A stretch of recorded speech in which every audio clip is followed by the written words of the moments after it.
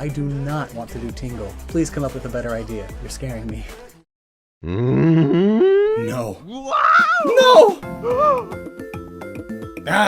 Fine. Yay! Only because Smash needs more tiny joke characters like Peach. The Legend of Zelda is Nintendo's second or third biggest franchise. I say or because Pokemon is Nintendo's, but it also isn't. It's complicated, so I guess it depends on your definition. Anyway, the one in between is Mario. And yet, despite this, there are more Fire Emblem characters than Zelda characters in Smash. What the heck? And 3 of the Zelda characters are just Link! The other one's Zelda in disguise! The double heck! Many have said that Impa could join, or perhaps the previously planned Toon Zelda.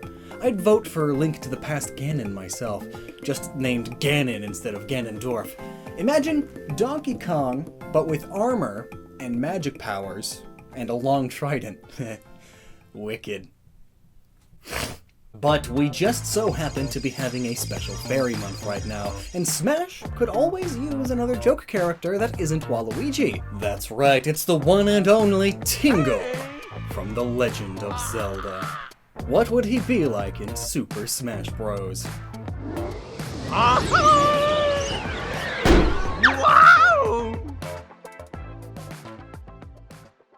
Tingle isn't in every Zelda game, thank goodness. Or even most of them, but when he is, he's an important joke character that breathes some ridiculousness into the world. I believe most people know him best from Wind Waker, so we'll use his appearance from that game. Plus, the Zelda characters from the Toon universe could always use more representation. Many of us in the West don't know it, but Tingle actually has a few spin-off games of his own. Though I say in the West loosely, because really what I mean is just North America. These games weren't released here because, well, if you know anything about Tingle, then you probably know exactly why. Tingle was also a playable character in Hyrule Warriors, but we're not going to focus on this appearance much, because that's too easy. And also, wouldn't it be better to pull from the core series? Then again, that's also what Hyrule Warriors did, so touché. So let's get started, of course, with his special moves.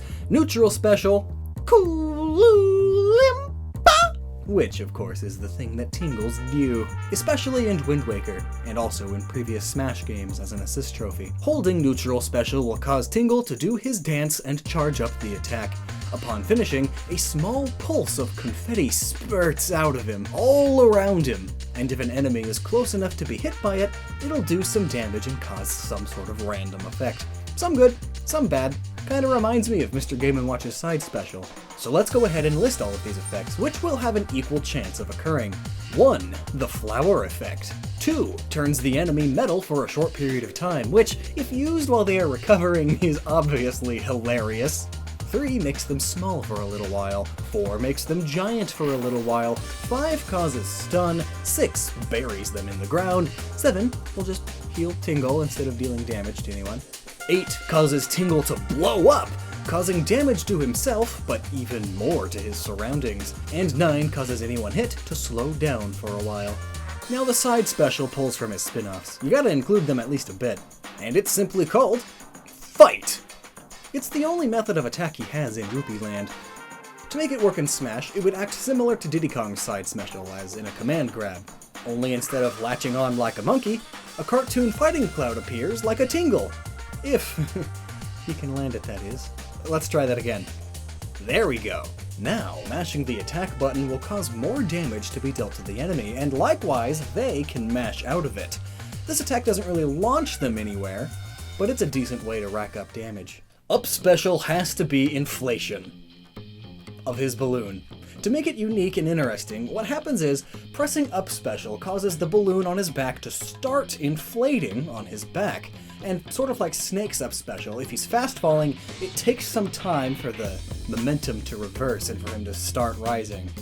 But as the balloon gets bigger and bigger as it inflates more and more, Tingle starts rising faster and faster.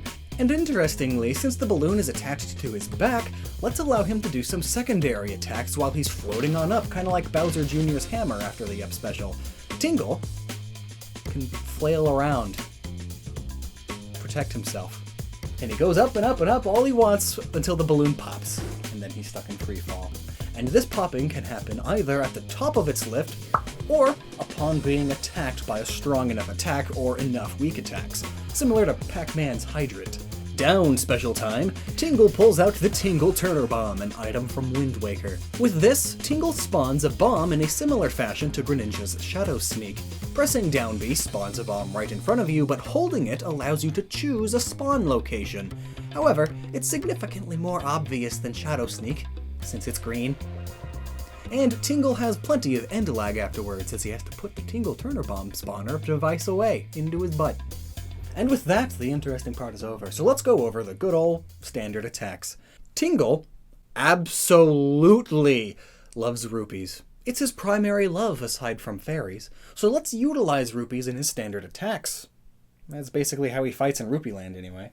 For his jab combo, Tingle could just slap in front of him, but wouldn't it be even cooler if he had a rupee in his hand?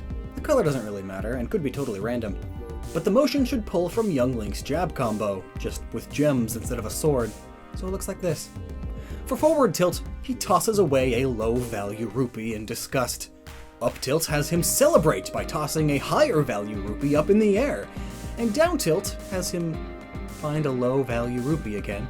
Tingle's pissed, so he throws it at the ground. For side smash, Tingle spawns forth a load of rupees in an explosion, perhaps like Ridley's side smash, only funny instead of scary. Up smash has him do the iconic item get pose, sound effect jingle and all.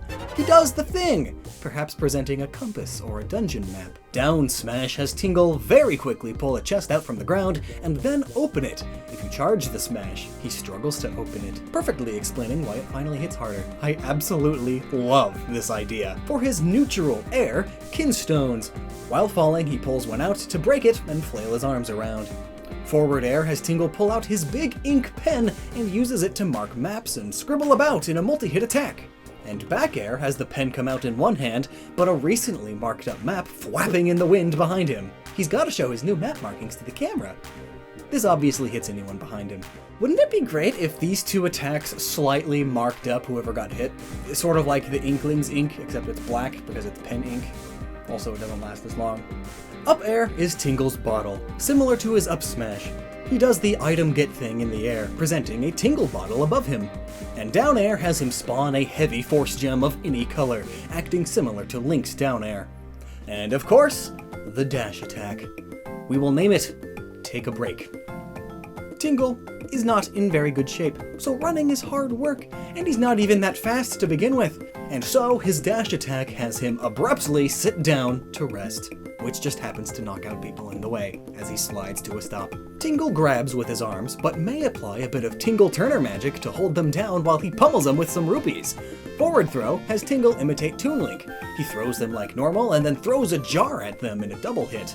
Down throw has Tingle attach a balloon to the opponent before slamming down onto it to pop it. Back throw has him roll in a similar fashion to what would also be his dodge roll, which is the dodge roll Link uses in Wind Waker, but he rolls with the enemy and they fly away. Up throw is interesting. It does no damage but attaches a Tingle balloon to their back, causing them to slowly rise upwards, which could lead into a follow-up attack, unless of course they mash out of the balloon. But at much higher percentages, this mashing out gets significantly harder to do, and eventually this throw kills. Very slowly. And the final smash has to be Tingle does a thing. No. The thing. Kulu Limpa! Once more, but this time in full force. Do you remember Luigi's old Final Smash in Brawl? It's like that, just pure randomness, just a stupid amount of effects. Am I missing something? Why was that Luigi's old Final Smash? And for taunts, Tingle could take a selfie with the Pictobox. Tingle would be one of those guys, wouldn't he? Another taunt has him imitate Link's taunt. It's funny because he's short and stout. And his last taunt has him recreate his weird main pose. Victory screens! Woo! Tingle opens a chest and gets an item. Perhaps the best rupee. Another victory screen has him open a fairy bottle, causing him to get super excited. Ew. And another idea is to again have him imitate Link. because that's just great. Now how about his alternate colors? We could do neon green to reference his Japanese Rupee Land look, pink to match one of his brothers, Ankle, cool gray for Knuckle, another brother, and white for David Jr., who isn't actually a relative. Then we could do some generic alts like blue, red, purple, that way we get the Four Swords colors in there. So all in all, Tingle would be a unique, though a joke, character, for sure. He's small, but not as fast or as small as all of the other tiny characters because he's out of shape and he's overweight. So despite being small, his maneuverability is challenged. Though, his recovery should be fantastic! So long as the balloon doesn't pop. So, does Tingle have a chance? Well, probably not. He's controversial, and the opposite of hot. There are so many better Zelda characters to use, which will probably reflect in this video's views. So, share this around if you want to see more, because we've got many more characters in Smash to explore. Why is this a poem? And who let this dog in?